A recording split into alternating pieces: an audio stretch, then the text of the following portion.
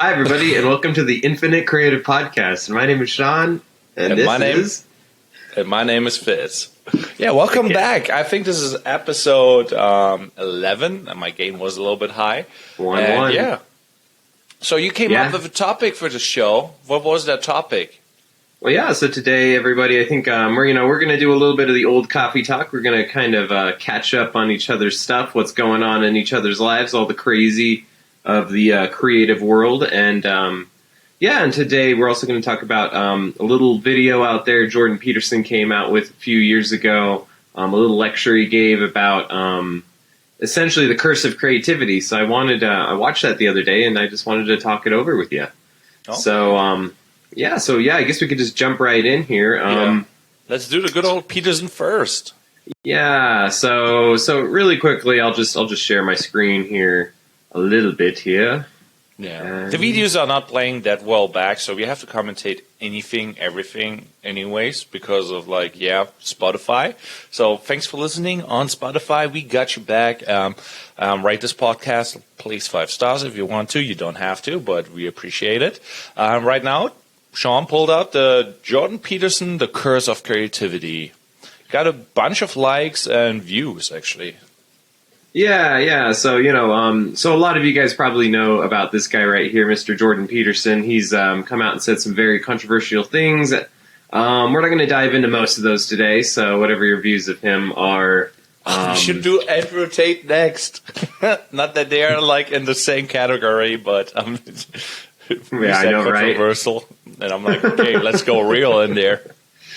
So in this video, Jordan Peterson really is just giving a lecture, it looks like, in front of students, and it's interesting because he's kind of complimentary of creatives at first. He talks about how creativity truly is kind of a rare thing, and that it's not really something that everyone can really master. He may say everybody can be creative, but not everyone is creative. And so at first he's very complimentary, but then he talks about how really, creatives have some of the hardest paths ahead of them out of anyone because they essentially can be very creative. They can do all of these things. However, the monetizing it to actually get to a successful place is so rare, and that the amount of skill that someone has to have and luck makes it dang near impossible to get to a successful place. However, on the other side of that, it says he was kind of talking about the few people that do make it, the few people that are successful,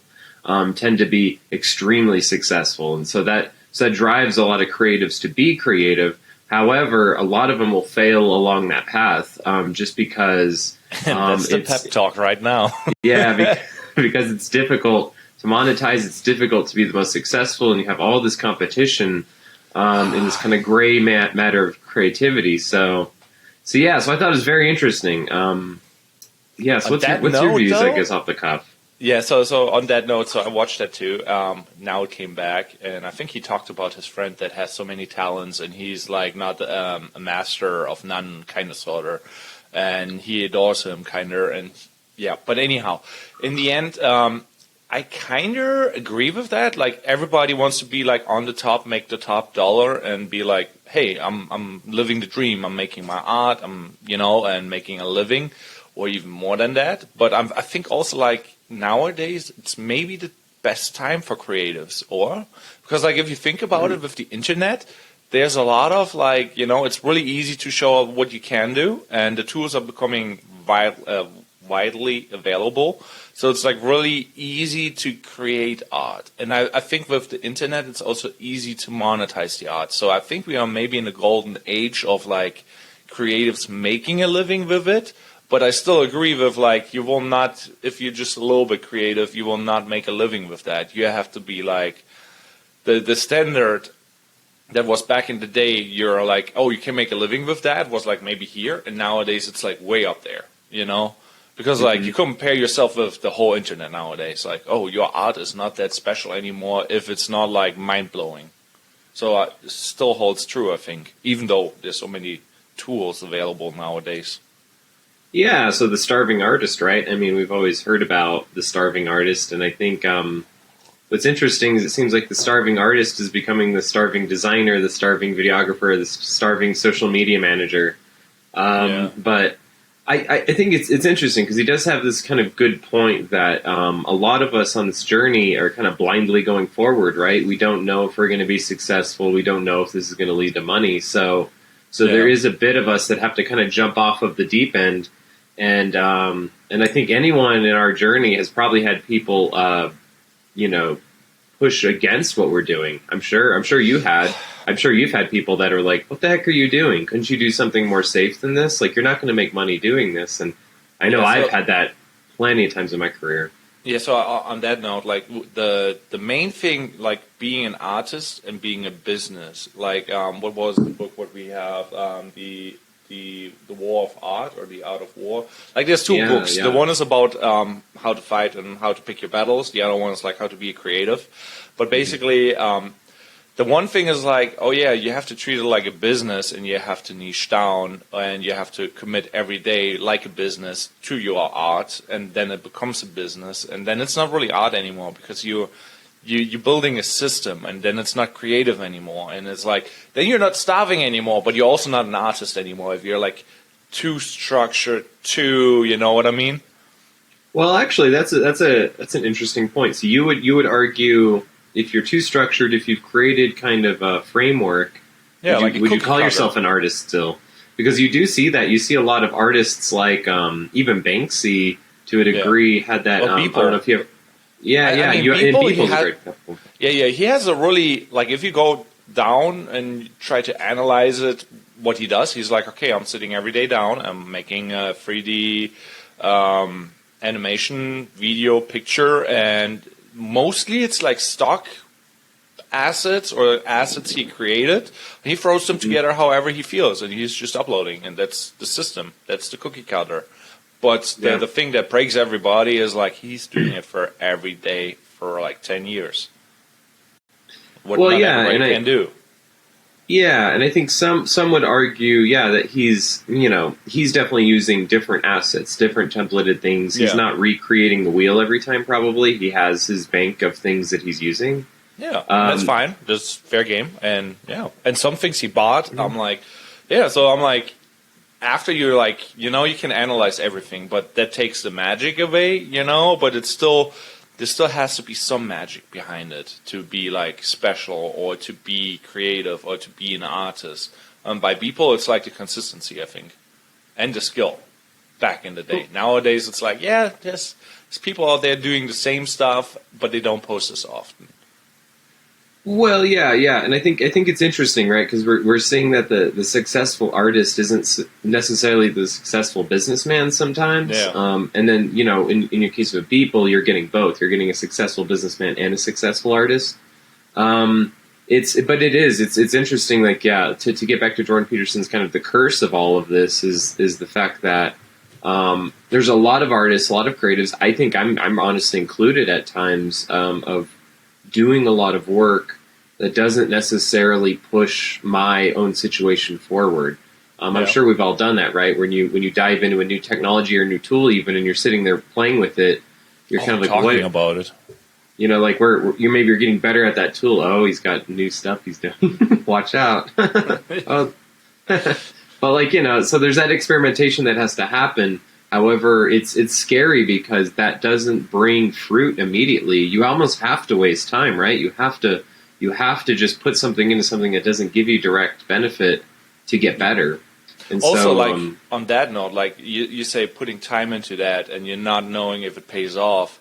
Sometimes art is not meant to be, pay off. It's like, oh, I want to express myself, like I have this feeling I want to create this art piece, and you don't care about either of them. Then it's like, in my opinion, like the truest form of art, when it's like you want to express a feeling and you make somebody feel something, and the money aspect is not even there. But like, hey, we're living in this life where we're like paying rent and all that other stuff, and we need food. So there's the money aspect is always there. So it's like weird. Well, yeah. I mean, we live in a world where you have to have money. We also live in a world where money is like a vote of confidence, right? If more people give you money, that's more votes of confidence. So inherently, when you're not doing well financially, if you're an artist that has paintings in a gallery that aren't selling, you tend to think that your value is less, right? Because you're not getting money. Nobody's giving you those votes, and it's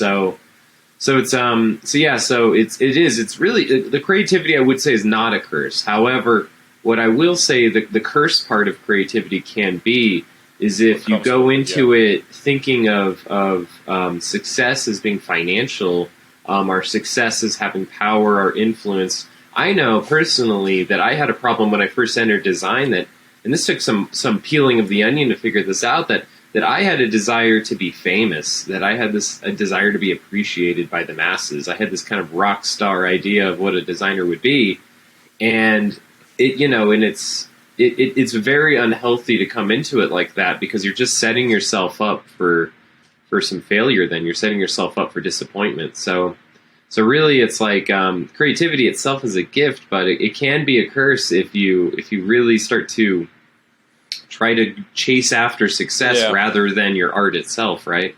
Yeah, and then in the end, like we said, like in the beginning, it's like if you want to be an artist, it's not for the money sometimes, because like if you make something for money, it becomes like a business, and then it's not really inspiring anymore. I know so many videographers where they're like, okay, I'm uploading my client work and I want all the likes. But nobody cares about that company. It's not really self-expressatory, it's just like, and it just like flops on the internet because like everybody sees like, oh yeah, so you made something cool for this company, but I don't really care because like has nothing to do with me, doesn't capture a feeling or doesn't tell anything, and it's just like, yeah, so if you do money things, it's like not really art. But if you want to be an artist, it is like what comes with like the being an artist is like the curse, because you cannot do things for money, but you need money. I think that's the curse. Yeah, and you just hope it will pay off, like, and people will adore your art that much that they will maybe buy, and that is like for me the ultimate curse of being an artist. Well, yeah, and I mean you've seen it so many times throughout history. The artist dies, and then their art's worth money, and that. So actually, that dude was a really nice guy. I do like his art now that he's dead. He's actually looks nicer. Yeah. But yeah, it's weird. It's like this kind of rarity thing too, right? Like people want what they can't have, and if they can't have your art, now it's worth money. Where, so it's. I don't know. So it's interesting, and that's, I almost always touch on this every episode, but like, now we live in a new era of Fiverr and this kind of devaluing people, and people that are ready to devalue themselves to make quick bucks. And if I make enough quick bucks, I can put all those quick bucks together to make a lot of money, maybe. And so that's really funny all in its own. If that's kind of people going the opposite direction now and saying like, oh, well, my creativity really isn't that valuable. What's really valuable is the tool that I can output, the output that I can do, and making that as cheap and quick as possible. Yeah. So it's so the curse of creativity. I just think Jordan Peterson, he has these kind of views that I think sometimes can come off as very ignorant. I think in this one, there's part of it that is ignorant, where he because I would push back on him and say I also pity everyone else. I mean, I think it's still a mirage that only creatives are going through this. I think scientists, psychologists, people in his world are also kind of going through this to a degree, right? Where they like have stuff that they're very or whatever and trying to prove exactly what they're very passionate about something, but then they probably realize, oh, but that's not going to get the money and the funding. They want me to do these weird doesn't sound sexy. Exactly. And so there's a lot of that too, where scientists are at the whim of whoever's going to pay them to do studies and reports and things. So it's interesting, right? Like we all are still very guided by money, and that's where the principles, can be weird.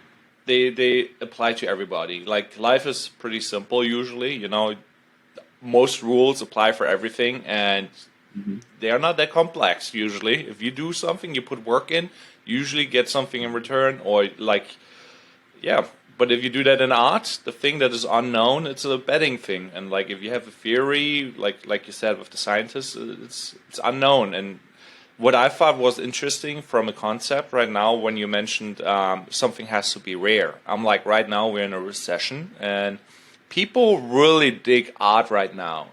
They want something rare, something tangible, where they know, oh, there's only 5 of them, and I want to buy it. And I'm like, that is like art becomes really, really, really valuable right now, like in times like this. But it has to be genuine art, and it has to be established, you know, and it has to be tangible. That you know, it's like, oh, it's only like one of a kind or five of a kind or whatever, and then it becomes truly, you know, meaningful. Because there's all those cards collectors and stuff like that right now. I see it on my Instagram feed all the time. Like, oh, I bought this Pokemon card, and there's only that many, and I bought a pack of them for 200K. Hopefully, there's one of them in there. I'm like, what? Yeah. Same with like baseball cards and all that other jazz. And I'm like, yeah, now there's like all those people who are forging, you know, and it becomes very profitable when you're trying to forge some art and like, oh, now it's not anymore one of a kind, you know, but nobody knows. Yeah, yeah. Well, it's interesting too because we live on the eve of everything becoming digital, right? I mean, we've talked about, you know, your NFTs and things like that, but we live in an interesting time where the physical art maybe is going to become more rare, right? Having a painting will be worth a lot, a physical painting, when everyone has digital paintings, right? When we're all living in the metaverse, maybe physical paintings will have even more value in theory because there'll be even less physical painters and. You know, I'm just using painting as an example, but you know, so it's I don't know. It is. You're right, though. It's the rarity of it, and you're right that even in. I think also like even on the dark side again. So throwing that out again, you know, back in the day when you created an art piece and you drew everything, you know, by hand. Now we have printers, you know, and you can print anything, and it's really hard to say like this is a Mona Lisa, you know. By some things, obviously, it's an oil painting, whatever. It's really hard to distinguish, but. Let's say you're like a digital artist, you create like a really cool JPEG and you print that thing out and it looks banger, you know. There's not one of a kind, you know. You can copy and paste it. And even if you combine it with an NFT, like the picture in the NFT code, what is basically just a blockchain code, is separate and they are separately stored. So like even that doesn't really make it like a one of a type, you know. Yeah, exactly. I think it's. Yeah, so I mean, it's interesting, you know, to see things like Etsy, where you see these people that kind of create one of a kind things and things that like I don't think can be 3D printed and can't be created digitally. It seems like those people almost are gaining more and more power, right? You're people that are creating just the off the wall pieces of wood things that they make, or they're sewing some cool stuff together. It seems like that's almost like going to gain more and more power. The things that digital things can't really replicate. But even in those, you know, yet again, the curse of the creative is that, you know, even out of those people, Jordan Peterson's arguing there's only going to be a few people successful. There's going to be a lot of people that do the craft and they're never successful, never get to that place where they can support themselves from it. And I guess that's where I value, you know, so I guess where everyone would have their bar of success is different. You know, and feel free to tell me yours. I'm actually interested to hear what your bar of success is, but my bar of success for a creative is just that you can fully live off of your craft comfortably. I think that would be the bar of success. Right. So here's my curse, kind of. You know, like I'm a very happy person, and I had a party, and a buddy came over, and you know, I'm like, I'm living the bougie life. You know, I have a hot tub in the backyard now. You know, like I'm living the life.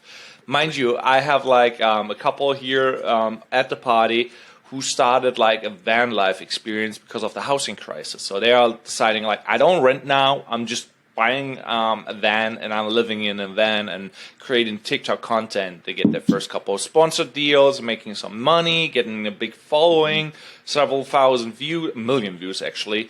And I'm just like, you know, and I'm sitting there with them having a hot dog night and have my buddy over, and he's like more, so his name is James, and James is basically like working as, what does he do again? Like some real estate auditing kind of sort of thing where he's valuing like properties and stuff like that. And I'm like, I'm living the bougie life. And he's like, you should raise your bar of bougie, you know, because I'm happy because I'm like, I have everything that I want, you know, but I should raise the bar because that is an inflatable hot tub out there. It's not a bougie thing. And I got that thing for free too. So it's like, you know, but I'm happy, you know, and that's like the thing, like where he, you know, should you be happy? You should strive for more, you know, and you would push harder. And I'm like, successful is like, yeah, I think like no matter if I'm successful or not, I do the things I want to do because I'm happy doing them. But that's maybe not the right bar. Maybe I should be, you know, like, you know, burning my fire so fast, you know, like what was the shooting star kind of sort of thing? There was a phrase for Nirvana when he's like burnt out too quickly or something, like a star or something like that. Oh, okay. Yeah, so basically it's like, you know, like I'm keeping my fire too long alive instead of like burning it out, you know, putting everything in it and making it unsustainable to create real art. You know what I mean? Well, yeah, I mean, I have to disagree 100% to that kind of idea of that you need to always push so hard. I mean, because I feel like it's a slippery slope. You know, you get the better hot tub, and then, you know, then the friend comes over again and is like, yeah, but look at this crappy house with the hot tub. And you're like, mind you're you, right. those people were there who live in a van. I'm owning a house. I'm just like, I know, right? And he's sitting here judging you. He's like, I don't know, man. That got real quiet real quick. But I mean, you know, so I think there is something to that too. Of like, you know, you should just keep chasing the wealth, really, because I think you're never going to get enough wealth. I mean, you live in a country that, like, you know, you're just never. I don't think our generation's going to have this kind of financial security that we all can. That we really saw in past generations. I just think like it's a never ending wheel you're going to keep running. Where I like your approach. I actually like you, where it's like, you know, it's you know, you just want to be happy and be able to do your craft. I mean, I am happy. That is the that's problem. success. You're already successful, then, in my opinion. I think it's. Yeah. But you know, am I though? Because like you're right and you're wrong at the thing where you're like you should chase after wealth, and I completely agree with that. But even if you have wealth and let's say you make millions, you know, it's always like something that can take you out, because even if you have millions, there's still something that can come around and bankrupt you, you know, like obviously you maybe have better skills to recover, but if your standard is already up there and let's say you recover from the bankruptcy or all that drama that happened to you, speaking about Andrew Tate and like getting deplatformed and whatever, you know, you fall all the way down there, you maybe can recover to nearly half as good as you were, but you're not happy because you're not up there anymore where you used to. So it's like there's always a risk, there's always something that can ruin your parade, you know? So I'm like, yeah. Money is not really the standard, I think. Well, yeah, and I think us as humans, we got some music.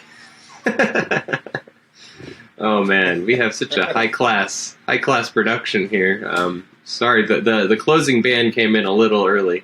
Yeah. Sorry. I hate spam calls. This is the new curse of the creative. That's the real curse. The spam calls. Speaking of that, you hear that? The bing? I think that was you. No, that wasn't me. I think that was you. I think you're still getting even more messages.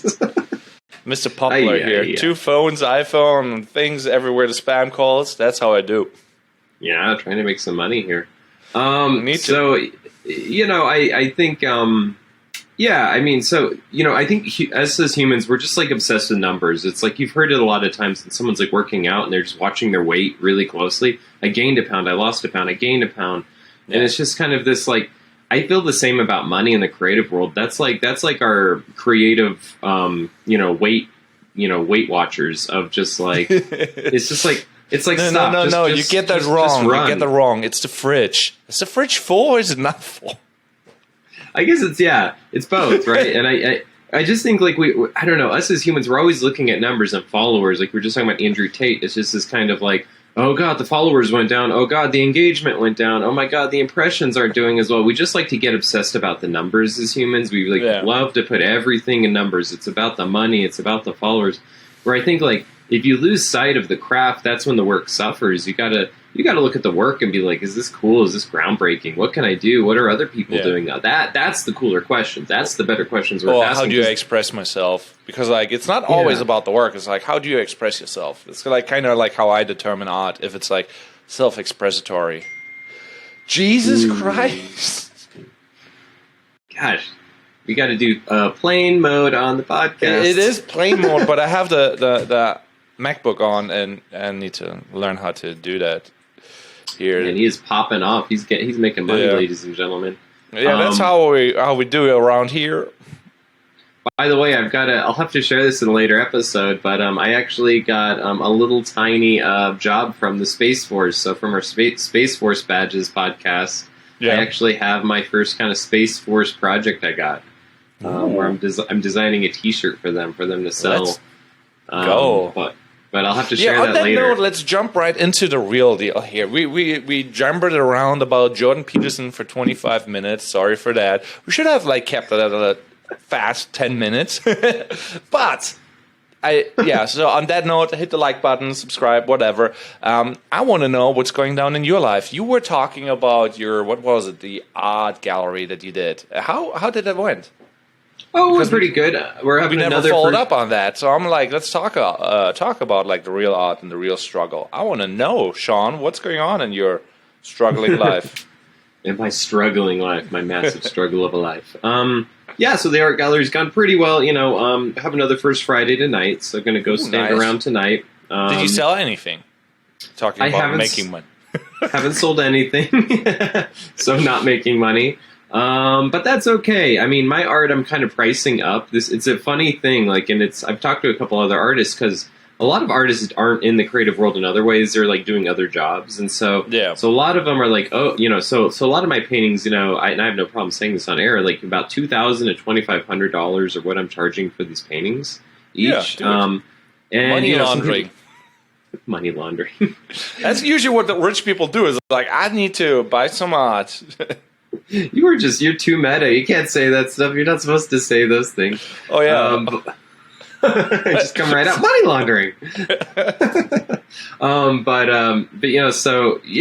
one of those things where I could be putting the prices on these down, but for me, I'm just building up a catalog right now. So I have about 4 paintings done, and my goal is to get about 10 done and then do my own show.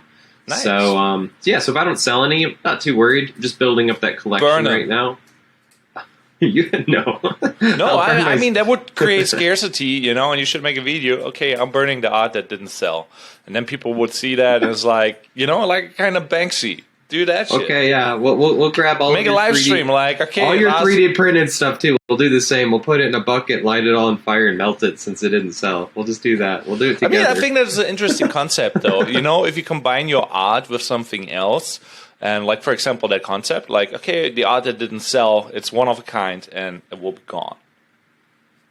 Well, yeah, and I think I do. And then you're okay, next month I'm coming back to the art show, and you can buy a new piece, and you maybe make sure it will be not burnt. Yeah, hold my own art hostage. That's an interesting thing. If you don't buy it, I'm going to kill it.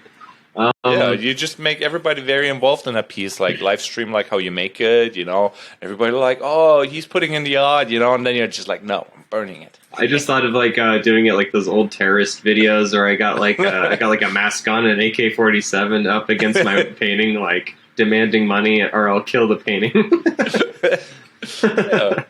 But yeah, so it's cool. It's cool to get out there. I think one of the best things of the art shows and just being out there is just meeting other creatives, which is cool.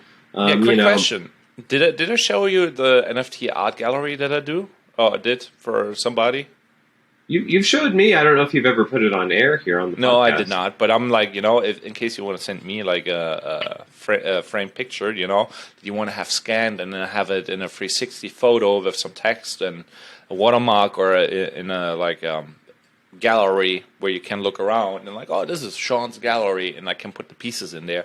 And is this something you offer to just people in general? Can people reach out and have this? Yeah, they could do that, but I'm I did not upload it to Instagram, so I did all the work and I did the tutorial video on YouTube, and I actually did never ever post anything about it. I'm wait a minute, I thought it did, but it didn't. Yeah. So okay, so what can the people listening? What can they reach out to you and get one of these? Sure. Or Instagram, and then just DM me, and I send them hey, this is how it looks if I would scan your art piece and make it digital. So my whole gist is photogrammetry. So you even scan the frame and everything. So it's it's becoming a tangible thing. You also can check out the YouTube video how to do it, on how to make physical art into an NFT on YouTube at Fitz. But yeah, but okay. I want free art. Give me free art. God damn it. Well, cool. I mean, yeah. So, yeah. I mean, and that stuff's cool. I mean, the NFT world, it's such a weird thing right now. I think. No, I'm just like saying for like, let's say Facebook, NFTs are like whatever, you know. I think it's like most artists cannot monetize it correctly. But if you want to upload a 360 photo to Facebook, what you can do, and all your friends can look around, and like there's a room, there's a frame with your picture, and they can look around, and then there's maybe another picture that you created, and each of those pictures are real tangible things. That's kind of cool. Just like a different way to display it than Instagram post, you know what I mean? Well, yeah, I mean, it's interesting. I mean, as a web designer, I'm very interested in what happens with these types of things, right? When does that become the next portfolio, right? Where when does VR headsets become so popular and they're out in the masses that like more people have it? Because that's a problem right now. Is there's just not a lot of people with VR headsets, and right, your mom and dad doesn't have it, one of your bosses doesn't have it. I mean. So I'm really interested to see if that becomes more popular. I think, right? Like we're not really quite there with the VR yet, but I think we could be, right? I mean, like I know this is a little bit off topic, but like, what do you think's holding people back from that? I guess I've been wondering because like you do offer these things. I know people that are kind of more on the cutting edge are definitely down with the VR, and like you said in your Facebook feed, you get it, but even that's a little weird and glitchy. On Facebook, so the problem that the whole space has is like. You know, you have iPhones, and you have like Androids, and you have Macs, and you have tablets, and you have Windows. You know, there's all those separations that there are. You know, and like if I make an NFT, you maybe can see it on OpenSea, but it doesn't have any value on Instagram or on Twitter. You know, so there's no combining overall reaching everything platform. You know what I mean? And so let's say I create that art gallery, so it's looking pretty cool, and you could upload it to Facebook, and you could look around, or I could make a YouTube video where you can look around in 360. What is like my two highlights that I can do with that?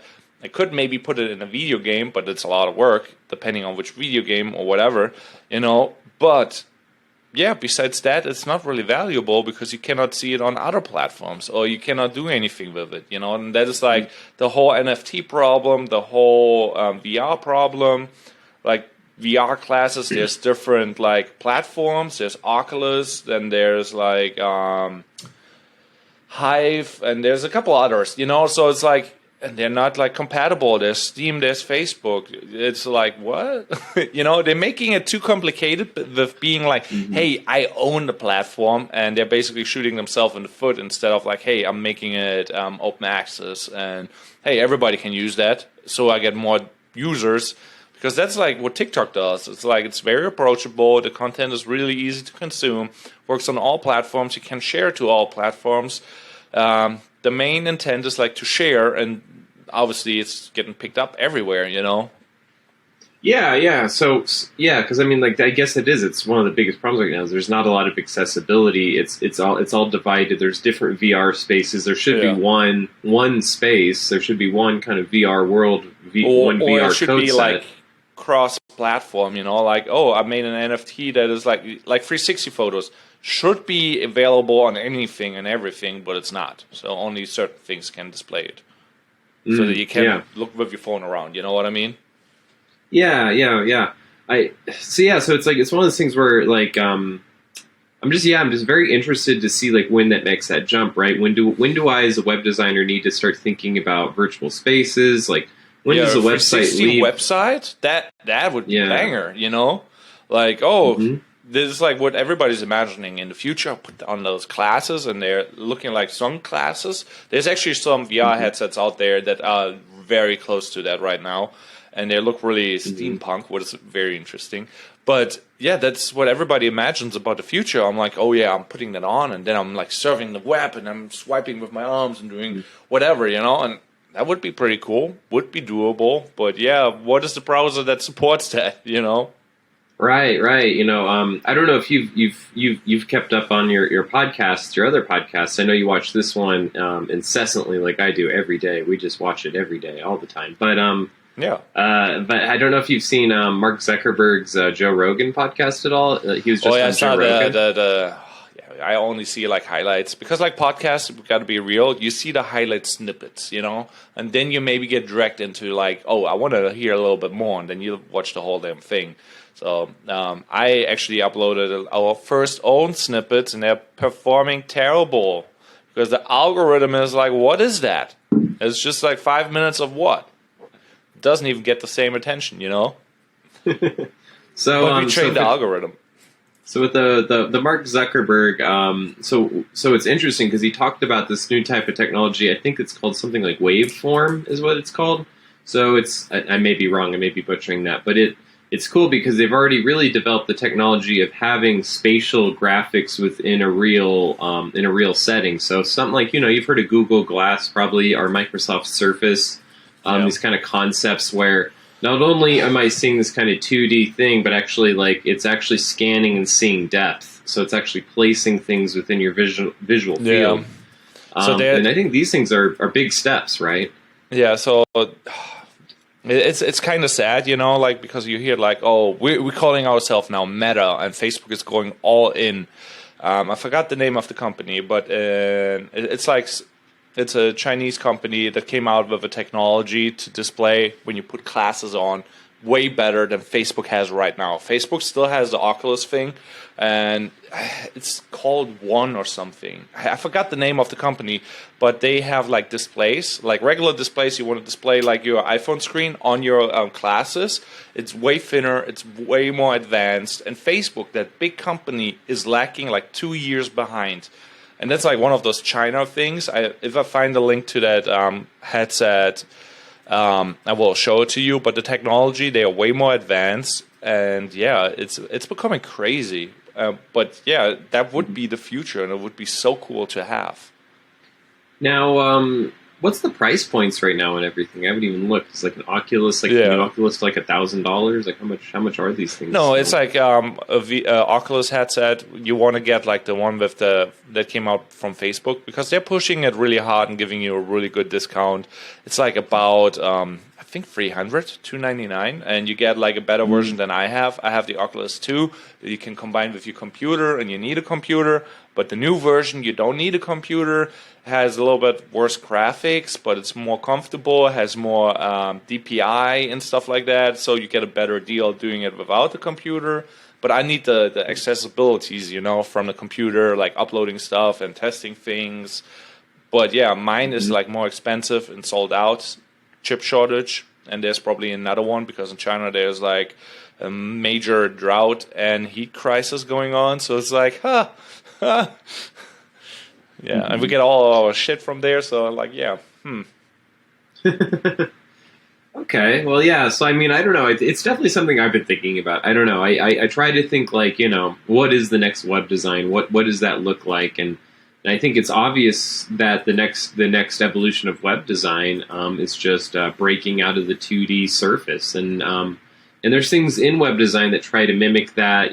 Things like there's things that are moving, different layers of stuff that are happening. But it's just interesting to think that that's probably the next thing. Is I would be creating websites somehow in virtual reality, and what does that look like, right? Like you're having HTML code kind of being controlled by 3D visual things, so I could actually sit here and build a website with my hands, even maybe like those little kind of building remotes I know that some people use building a website. I'm trying to find that classes right now, so please cover me for a hot second because I want to really show them that how great they are. It's crazy where we are already. So it's just interesting. I think it's like, we're in this kind of Tron era where we're starting to go into the machine. We're starting to go into technology. And so I think like the more of us artists, designers, creators of any sort that kind of grasp onto that idea of creating new realms and going into the kind of electronic era in this way, I think it's could be very powerful. I think it's definitely just seems like it's one of those things to really start to look at. I mean, I know I've started to play in 3D animation. I've started to play in Blender. I've started to play in some of these things because just like most technologies, if we start to be resistant to it, I feel like, 10, 20 years... You're behind, we're going to be way behind. I mean, it's going to be commonplace. Yeah, I think I can share my screen now. I found it. It's called Nreal. It's not. They're not really that highly rated, but they're really good VR classes. It's crazy good. But they are like, when you see how light they are, I need to find my browser. Yeah, technical difficulties on this one because I'm trying to use the MacBook more, you know what I mean? And this is what I get. So there's the studio, and let's pull them up. So share screen, and yep. Share. Did it work? No, it did not work. It ruined the podcast. What? Do you see it? Nope, don't see anything.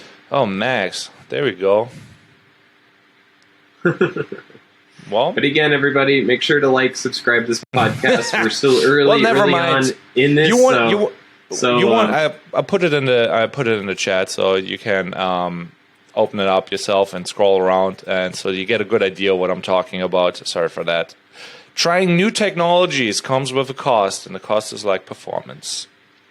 But yeah, and we're still figuring out this podcast. It's getting better and better. I think I've been liking. It's been great to see some of the views out there from people. It's been cool to see. Have you seen the new stories that I made for you? The clips, those two clips with one view each. Those ones. No, not with one view. You gotta check them out. It's like 200, 300, 400, dude. I got you. What, on YouTube? Or are we talking about something else? We're talking about Instagram? Yeah, Instagram and everything, TikTok. It's going. Okay, it's in the chat if you want to share it and give us the overview. Let's share. Let's share here. Boom, boom, boom. Okay. Yeah. So, do you see it? Yeah, you should see it. Yeah. So I can give you the summary. Look at those classes. Now imagine what they do. With that, it's like the overlay of basically whatever you have on your phone, kind of sort of. So you can see and operate your phone with classes like that already. It's a Chinese company that came out with that, I think. So they're way ahead of like Google and Facebook. What is kind of crazy if you think about it, because like their market is crazy. I kind of want them just to like, play on my phone and just like be in public, And this is how it looks. There's like YouTube videos where they're reviewing them. The implementation of the whole thing is like kind of like Android driven and a little bit iPhone, So it's like you cannot do everything from your desktop, for example. I would love to just display my desktop, but there comes like again like the whole platforms and how they separate everything, because that is optimized for your smartphone, But it would be so cool to add it on so it's basically a monitor. So you can display a monitor, watch movies, and it can screen mirror your Android or like, So it doesn't look that crazy, but it's really, really cool after you see it. And if like Facebook had that capabilities, it would be way advanced right now. But separation keeps everything like at bay, kind of sort of. Look how goofy those glasses look, though. Don't they look so goofy? Well, if you pull up like the Oculus glasses, it's way crazy. Like, there's also like YouTube videos. If you type in Nreal YouTube videos, and well, that's way more goofy if you compare that. I guess, yeah. I mean, this the Oculus at least looks like it's not trying to be glasses, but these just look kind of funny because they're like they're just kind of these goofy, really weird looking glasses. So I just feel like but you see where it's developing. It goes lighter, less intrusive. Obviously the downside. You see around it, and you can see through it a little bit, but the screen quality is really, really good. Like the future is getting crazy. Yeah. Well, I mean, we're definitely going into this realm. I could see a time where, and this website's really funny. This website's a good example, by the way, of exactly what I was just talking about. Where, like, so if we go back to the homepage here, where like even in the website, they're trying to create this sense of 3D. So it's really funny to see how they're trying to do that. Like, this one's really funny. So like doing things like this are really big in web design now. Yeah, so it's just. But that's how it looks actually. Like if you pull up a YouTube video, you see like through a camera how the screen will look on the thing, and it's basically like that. And it's very, very good quality. What is nice. but still you can look through it kind of.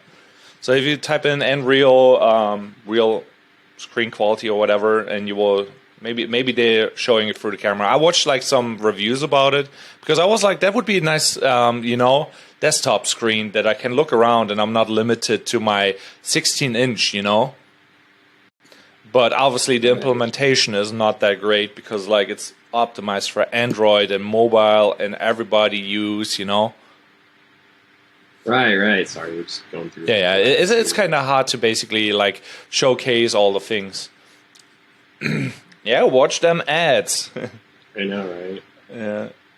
See, sorry, just trying to skip ahead to an actual demo here. Yeah, because like I saw some real hand reviews, and you can buy them right now. What is like, I think they're $1,000 right now. What is a really interesting price? Because like it's kind of affordable if you really commit to it, but it still kind of hurts you, But if it's becoming like $200, then it's like mainstream media. Yeah, like they don't have a real good example. Like have they're on the market already. Yeah. That's that's just a screen capture of the computer. That's not how it looks. I can look. Yeah, it's fine. It's fine. We don't have to get too stuck on this. Yeah. So I mean, it is cool. I mean, I think it is going places. I think $200 definitely starts to enter the realm of being affordable. I know the first time I played Skyrim VR, it was pretty sick. It was really fun to do. I think things like horror movies are going to be really crazy in VR. I mean, I'm ready for that. What I almost wonder is like when video games really started to get very realistic and they got violent. It was interesting to see. Yeah, when video games became a violent thing, you had Doom and games like they were just so gory and stuff. You had such an outcry. I wonder if there's going to be a new outcry, right? Like people get real PTSD from watching like a horror movie in VR, or some guy ends up leaving his wife for his VR girlfriend, and it's just going to be very interesting to see if there is some type of pushback from that too. But yeah, definitely the future, right? I mean, I think like web design needs to be thinking about this for sure. I think anyone in the marketing world needs to be thinking about VR right now. It's now I get. You have ADD. You need to. How do you turn off the notification from that Mac? That is so horrendous. You can go to the system settings and there's a notifications option there. Yeah, so the blessing and the curse with Macs, like you get notifications, and you get notifications from your iPhone. I'm like, this is a PC. It should not have yeah. Oh, okay. Well, Fitz has been derailed, everybody. I'm very derailed and very annoyed about that. He's very derailed and annoyed. So so I don't know. It's definitely something I'm watching. I'm trying to figure out how to get in. So I guess if you were to talk to someone that's just now like, okay, they're listening to this podcast, they're like, okay, fine. I see that maybe I should get into VR. Like, where should they start? Where would you suggest? Like, where's a good Facebook? Like the Facebook Oculus headset. The problem right now is like you will buy it and you will not do anything with it. Like my friend bought it, spent $299 on it. Downloaded some games, played some VR games, and it's cool for a week. It's not very usable. But it will get you like started with it, and you get an idea about like, it will spark ideas what is possible, and what is cool. But the technology is not really there yet. But with like the thing that I just showed you, if they would combine with Facebook, then it would be really there. So it could happen any time now, like that there's a new app coming out that will be developed for it that combines the right concept. So I think just from like the idea standpoint and getting the right ideas, it's totally worth getting. So you are at least like mentally in the realm of what's possible, what would be nice to have, so you can create art or whatever in that direction. Because like, you need to know where you could display. You need to keep up with the Jones kind of sorta, So is everything developed? Is everything developed in like a 3D modeling program? I guess like how does like boxes everywhere? Everything's separated. It's so annoying. So that's the thing. But the big players, you know, you go with them, and then you will see what can I do. You know, there's people making a living making video game maps for certain video games, you know. And if you don't get into the market, or like, you know, you don't even know for what to optimize, you know. So it's like it's like a weird commitment that you have to do. I would go over Facebook because it's like one of the biggest platforms out there and the cheapest headsets. And the second one would be like Steam, and that would be also, I think, doable with the Facebook headset. So it has a cross compatibility of both worlds. Like you get the Steam access for Steam games, and you get Facebook basically. So you would just suggest people just to get familiar with the platform. There's really nothing they can do right now to learn how to implement this now. I mean, me as a web designer, is there anything I can do now to implement for this? Or are you just saying just get used to it and wait? Obviously, there's like things you could do, but I'm like, you don't even know for what you want to learn, you know? So you have to be part of the space so that you know, like, oh, yeah, if they had text there, that would be cool. I don't know where you want to display your art or your website or whatever, you know? Because, like, you could display your art anywhere. There's a game where you can buy a TV and it displays your browser, you know, for example. And then you have a 2D screen in a game where you can decorate your room. And like, oh, now you can browse the internet real life because it's just a browser displayed in a game. You know, do you want to have the question is too open to say a definitive answer. You know, I don't know how you would use it, you know? So that's the problem. Mm-hmm. If I would know, like, oh, you want to do, well, let's say, display websites in 3D, you could code that, you know, that you displayed in a 360 thing, but then you don't really need a headset unless you want to test it, you know? And there is types of code that are kind of pushing the envelope. You have 3D.js is one of them out there. There's a few other different types of code that are about creating these kind of 3D objects through code. But that's not the limiting thing. The limiting thing for like 360 is like how you display it. And usually display monitors have like aspect ratio. You got to change the aspect ratio to like double the width, then it's high. And then you have to put like a filter over it that it becomes equiquintangular. And headsets can read that equiquintangular. I cannot even pronounce it. But basically it can display that double the size image into like, oh, this is a circle. And then you can look around in that circle. That's basically it. Like I have like some apps on my headset where you can like have a browser on your hard drive, and you can click around and click on videos, and it displays then the videos in 360 or in 2D, you know. And you could do the same thing with like websites, so you can surf the websites there too. So it's really depending what you want to do, but unless you get a headset, you don't know what to optimize for and look for. Well, very interesting the point you just brought up, because I think it's definitely interesting to establish the fact that there is going to be some transition of the VR headsets. Not everyone's just going to get them. So in my case of a web design, it's more thinking about you're going to still need the website. You're still going to need it to work on flat screens. But so like right now as a web designer, you're thinking about it as desktop, laptop, tablet, phone, and then in some cases iPhone, and in some cases if I put a tablet sideways. But this sounds like there needs to be a whole new media class that we already need to start thinking about, and that's VR. People do already, so that's the point. Like people already optimize. I'm already building like galleries and stuff like that. Everybody who's like, oh, I think I should do that, they're like adapting late, and the people who already know the phrases like the equiquint, I cannot even say it. But if you know certain phrases, you know what to Google for, and you know what to optimize for, and if you don't even know what to Google, then you're like way behind, you know. That's the point, you know. Right. So just becoming more familiar with the world. Yeah, you got to jump in and be like, okay, what is this? Play like a kid and be like, what would be cool? What do I want? What do I can do? You know, and like, what is actually the biggest thing? Because like my hobbies are different than your hobbies. You know, like you're like websites. You know, I'm more in the gaming thing and displaying pictures, video, and stuff like that. And I'm like, all my questions are all around that circle. You know.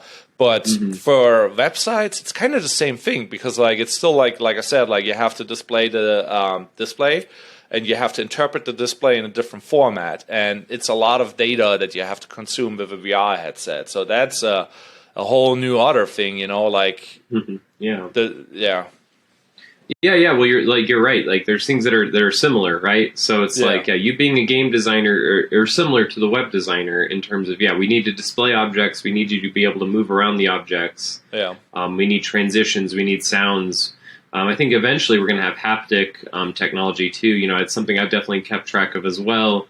Interesting enough, Unreal, for example, you can get like all the tools from a game developer. And it's free, and you could design a website with that. But that's then a video game that you actually misuse as a website, but that would be VR. You know what I mean? But pretty Just cool, like right? Like if you land on a website I feel like this wouldn't be too hard to program, but if you landed on a website and it could somehow detect, like, hey, we detect that you have a VR headset connected. Would you like to do the VR experience? Yeah. And you just click you get yes, like and a then fancy transition of like, oh, there's a 2D paper. Where you zoom out, the 2D screen becomes like a tiny ball and you can look around, The possibilities, you have to just think about it and you have to be like, what is it actually? What would be cool? So that's why I'm get an Oculus. I'm like, just like jump into it and be part of it. Yeah. I'm very slow to technology. I hate I know, to say that's it, but I'm pushing you. Let's say you know. You should be the nerd telling me about like all those things. I'm like just Well, I don't know. You're very quick to new things. Almost too quick, I would say. Yeah. but you are mastering the things, like that. There comes in the different personality types. If you would do like your first VR website, that would be a really banger portfolio piece. You know what I mean? Talking about that, or creating VR art. Yeah, no, and I'm not against it. I mean, that's why I'm bringing these things up. I mean, I'm definitely throwing them around in my head. I think just like most creatives, though, you just don't want to jump into stuff too early where you're spinning your wheels. You're not really getting better. You're just kind of wasting time in a weird way. Nobody wants to waste time and money. That's the big thing. I don't want to be sitting here playing Tetris and Oculus for hours. And you're like, cool, what did you learn? And I'm like, well, a few things, but really I just played Tetris for like 3 hours straight. Yeah, that's a problem. Like time is limited. And on that note, we should call it a day because Fitzaroo has to go soon. Yeah, Fitz is just all over the place today. I don't know if you guys. Yeah, it's been a crazy day. So sorry for that because like my Etsy store led to a lot of issues that kind of impacted my whole like planning for this podcast. But we still made it happen. So episode 11, guys, this is what's up. Yeah. So to review, I think the curse of creativity is real, but only if you're really basing your creativity on numbers and success anyway. For anyone out there, I would say you're really not. There is no curse of creativity. If you feel like happiness you're creative, comes from within. Yeah, you just make stuff. Get back to what makes you happy. Don't worry about the money. Don't worry about all that fame and things like that. Because honestly, anyone will tell you that it's a never-ending path. So keep being creative, and to kind of to review, the VR world is big, technology world's big, and I think there's a lot of argument to be said. Don't push back, right? Like as they said, like get in there, just get your hands dirty with it, because it's coming. Things are coming no matter what, and if you're not prepared, you're just going to get railroaded. So On that note, like everything comes in waves. Like in the 90s or 2000s, they came out with the first couple like headsets that you can wear and plug into your computer, play some video games. Then it disappeared because it was not good enough, Now it kind of appeared really big. Maybe it's not good enough and it will disappear and come back really with full force. And I think if there's a third attempt, this will be then the attempt and it will be there, But right now, I think this is like, this is where the transition time is, where you learn the basic skills of like how to display it, how to do it, what could you do, spark some ideas, and then by the third time it's already over. Then it's on the top, Then all the late adapters will jump on it and they're like, oh, this is actually really cool, It's true, and I mean, to kind of just tie it together too is, if you can be courageous now and waste your time now, and not have money coming in and not having success coming in immediately, you could be ahead of everything. You could be ahead of people. People only start to jump on stuff once they start to see success. So if you can do something before it's successful, I mean, like, look at Beeple. He was making stuff way before he was successful. He was just doing it every day just to do it, and now it's become something successful. So I think that's kind of the example too. Is like, don't be afraid of wasting the time either. If you really want to be ahead of the curve, that's almost what's needed. You have to trudge through the mud before it's easy to do, and then you can be ahead of everyone else. So yeah, so with that being said, I think I'll definitely get into the virtual reality world here soon. I've been playing in Blender because yet again, trying to just get used to the terminology, right? Your idea of textures and mapping and, things like particleizers, just getting more used to that terminology. Okay, this is how this world works, is super important. So I know I will. I love the idea of creating a conceptual VR website. I would love to just start it out with even my portfolio website. It would be really fun to somehow offer that splash screen that says, hey, if you wanted the VR experience, click this button. Then the doors kind of open, and then you kind of walk right into my virtual office type of thing. I mean, that's a really fun kind of concept. So, but yeah, with that being said, everybody, make sure to like, make sure to subscribe, make sure to tell people to follow us. And if you want to ever be on this podcast, if you ever have something you want to promote, just let us know, email us, message us, and we're here for you. We're here for all of you creatives out there. So we're going to be here. You keep being here. Yeah, have a good one, guys. Bye. Cool. Bye, everybody.